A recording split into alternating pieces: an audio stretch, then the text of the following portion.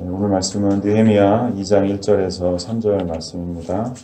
요즘 구약성경 727페이지에 있습니다. 느헤미야 2장입니다. 1절에서 3절 구약성경 727페이지가 봉독해드리겠습니다. 아닥사스다 왕 제20년 니산월에 왕 앞에 포도주가 있기로 내가 그 포도주를 왕에게 드렸는데 이전에는 내가 왕 앞에서 수심이 없었더니 왕이 내게 이르시되 네가 병이 없거늘 어찌하여 얼굴에 수심이 있느냐 이는 필연 네 마음에 근심이 있음이로다 하더라. 그때에 내가 크게 두려워하여 왕께 대답하되 왕은 만세수를 하옵소서. 내 조상들의 묘실이 있는 성읍이 이제까지 황폐하고 성문이 불탔사오니 내가 어찌 얼굴에 수심이 없사오리까 하니. 아멘. 여러분 혹시 그 피에타라는 말 들어보셨나요? 피에타가 이태리 말인데요. 슬픔, 비탄 이제 이런 것들을 의미하는 단어입니다. 이 피에타가 주로 어디에 쓰이냐면 여러분들 아마 많이 보셨을 텐데 그 예수님께서 십자가에 돌아가시고 나서 이제 그 십자가에서 그 시체를 내렸을 거 아니에요. 그 이제 내린 그 예수님의 그 시신을 어머니 마리아가 이렇게 안고 있는 그런 뭐 조각상 미술품 이런 거 보신 적 있죠? 그걸 피에타라 그래요. 그래서 그 비탄에 잠긴 그 모습, 그것을 이제 보통 이거 아직 나오면 안 되는데 뭐 괜찮습니다. 뭐 이미 나왔으니까 뭐. 예. 자, 피에타라고 합니다. 이제 다시 보여주세요. 예. 자, 이제 이게 뭐냐면요. 이제 여기 써 있는데 미켈란젤로가 만든 피에타입니다. 특별히 이제 이 조각은 굉장히 이제 유명하죠.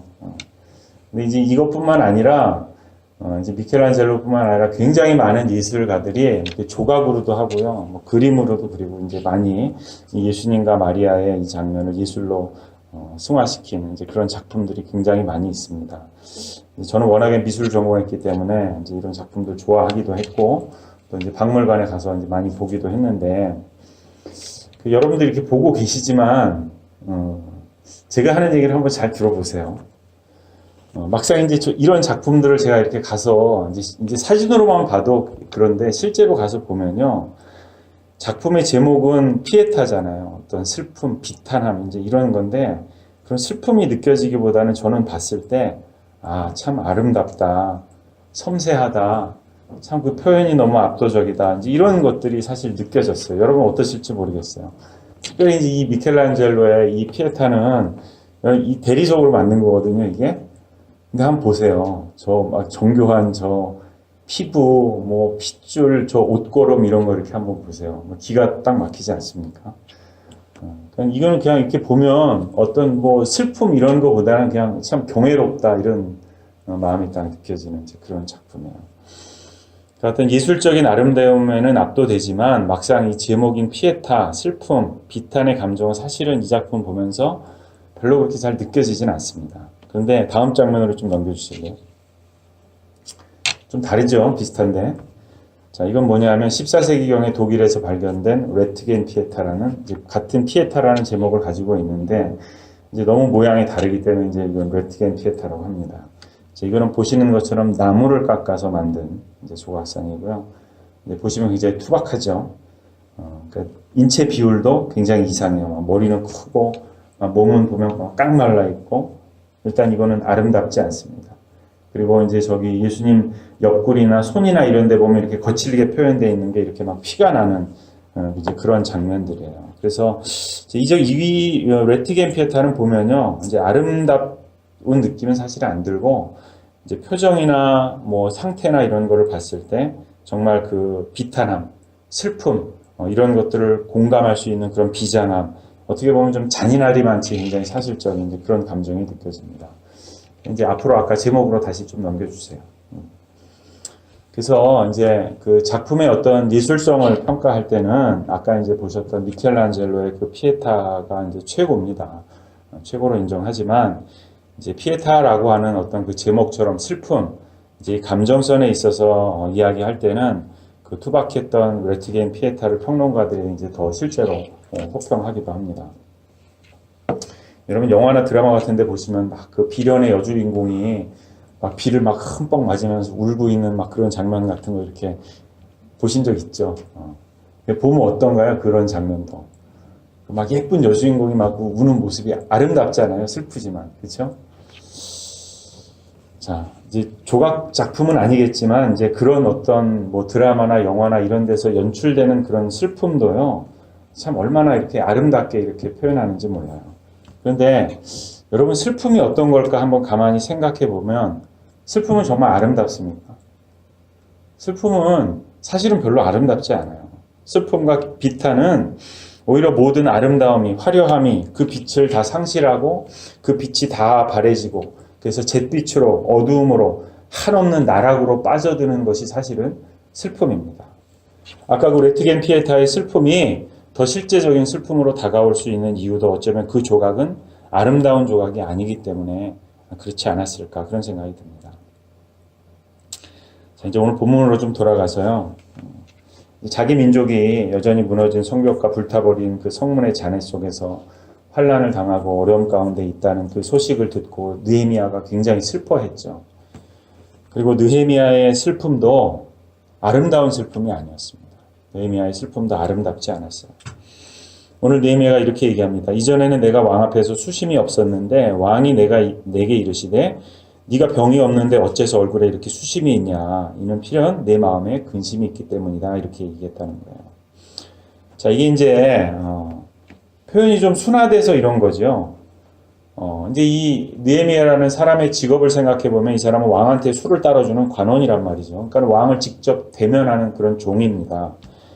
그렇기 때문에 이 사람은요, 아무리 자기에게 어떤 개인적인 슬픔이 있고 근심이 있고 그래도 왕 앞에서는 그것을 감추고 웃는 낯으로 아름다운 모습으로 왕을 대해야 하는 것이 이 사람의 당연한 직책이에요.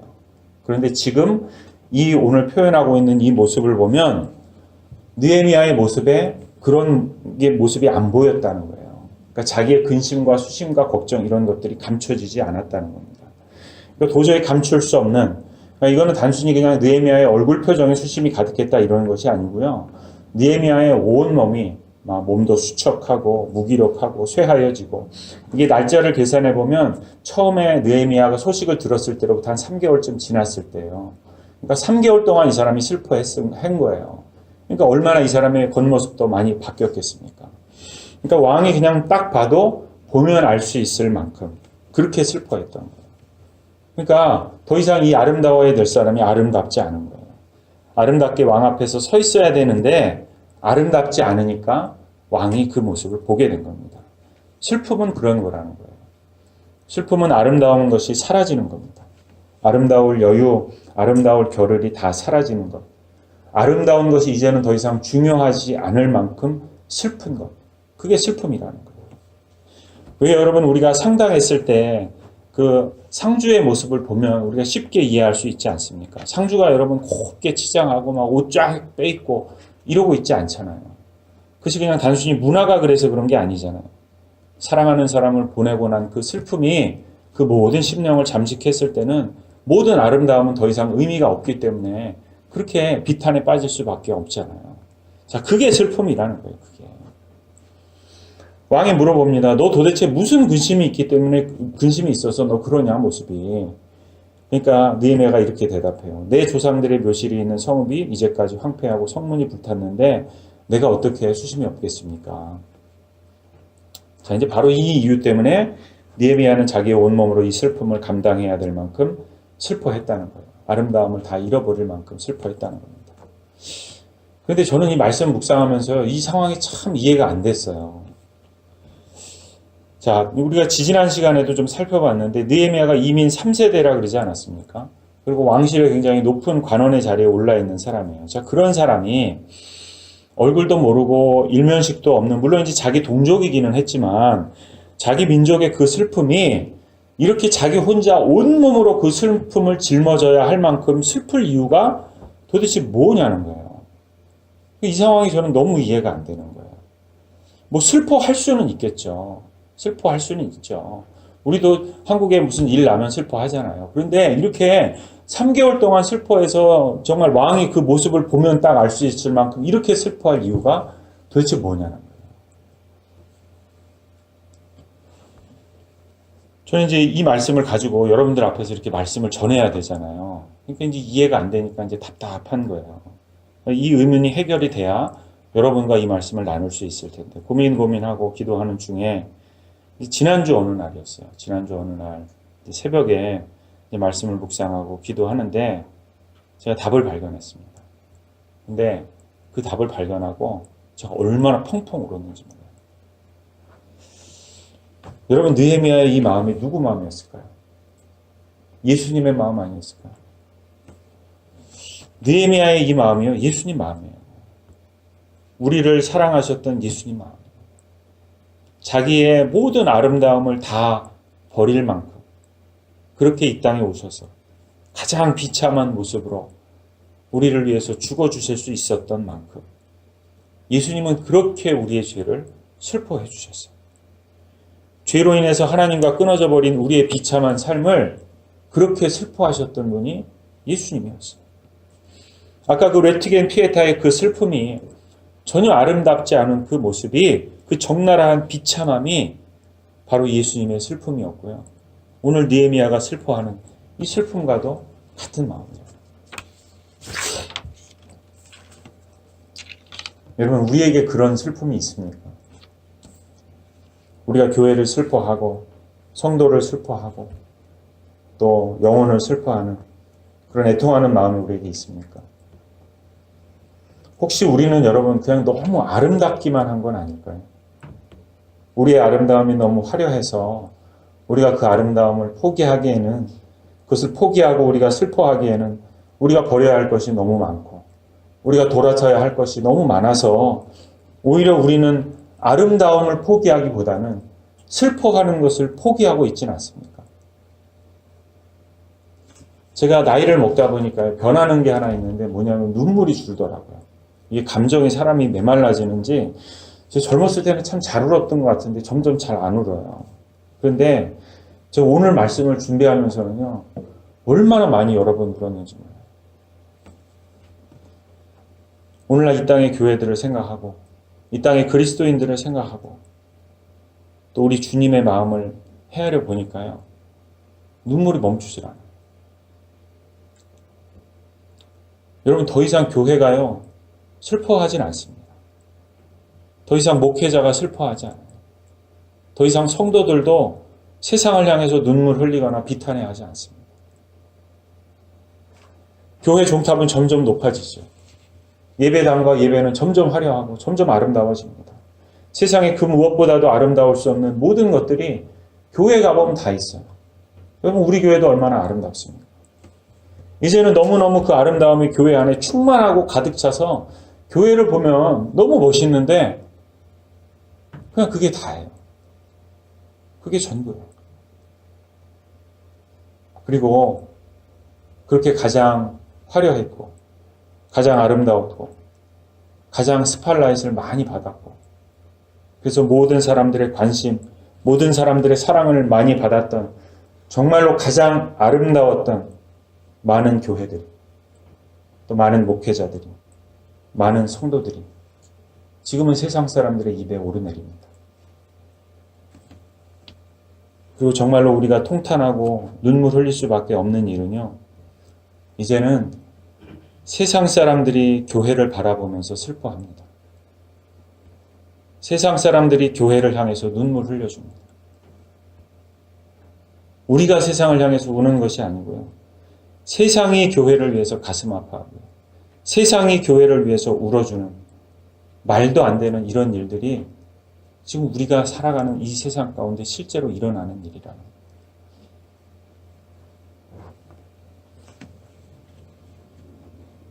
여러분, 우리에게는 슬픔이 있어야 됩니다.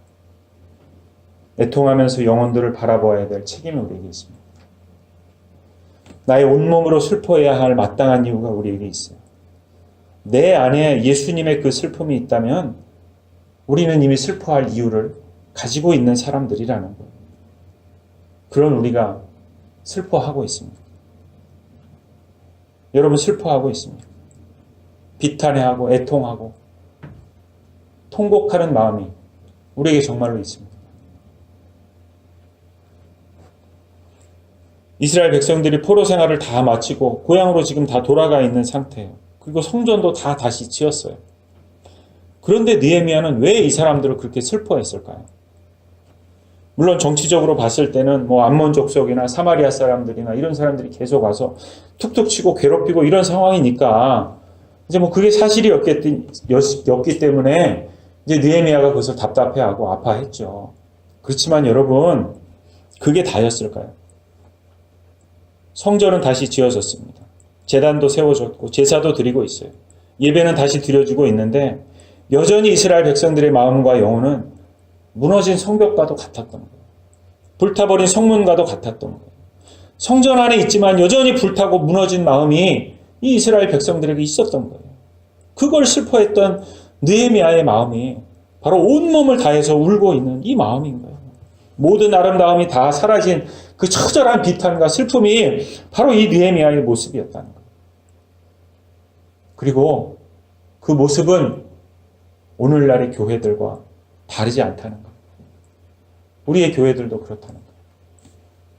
교회 안에 있고 예배의 자리에 있고 예수 믿는다고 포장은 우리가 예수님으로 하고 있는데 그러나 여전히 예수님 없이 무너지고 불타버린 그런 심령으로 살아가는 수많은 영혼들이 여러분 오늘날 교회들에는 심지어는 우리 교회에도 있다는 거예요.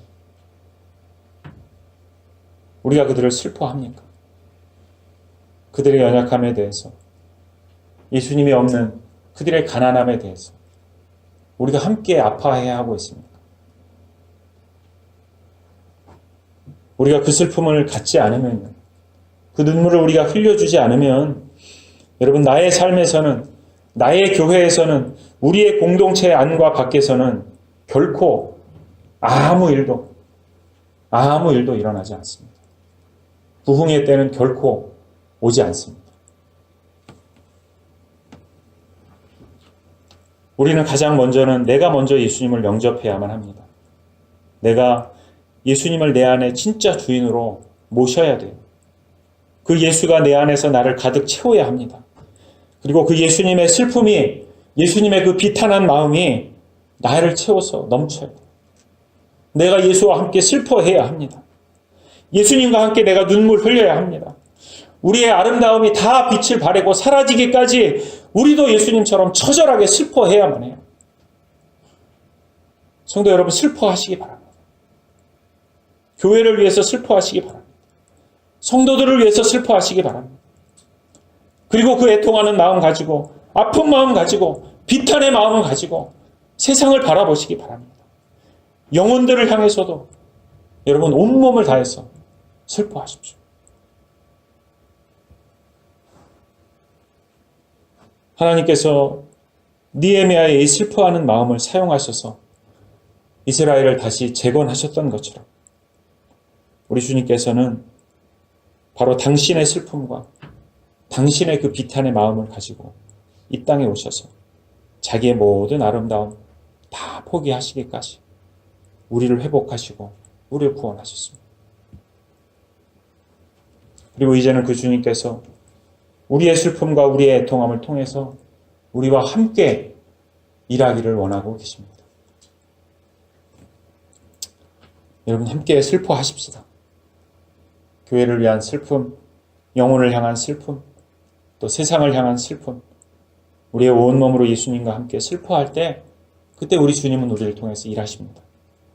주님의 때가, 약속의 때가, 영혼들이 돌아와서 구주 앞에 돌아오는 예수님을 영접하는 그 때가 바로 우리가 꿈꾸는 그 부흥의 때가 여러분 우리가 예수와 함께 슬퍼할 때 우리 가운데 반드시 이루어질 줄로 믿습니다. 기도하겠습니다.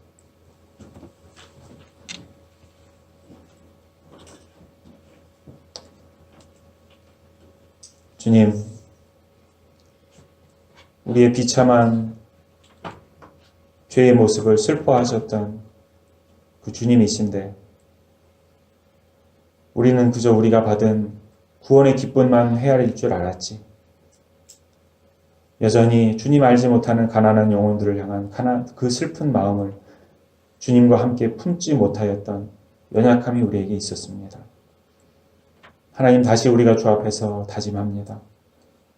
느헤미야가 그 아름다움이 다 사라지기까지 온몸으로 슬퍼하였던 것처럼 우리도 이제 주님 없는 가난한 영혼들, 주님 알지 못하는 죽음 가운데 있는 영혼들을 향한 슬픔이 우리 가운데 넘치게 하여 주셔서 주님이 우리에게 그러하셨던 것처럼 우리의 아름다움이 다 쇠진해지기까지 그들을 향한 우리의 사랑과 우리의 마음으로 영혼을 향해 달려가는 교회, 영혼을 향해 달려가는 성도들 될 수 있도록 도와주시옵소서.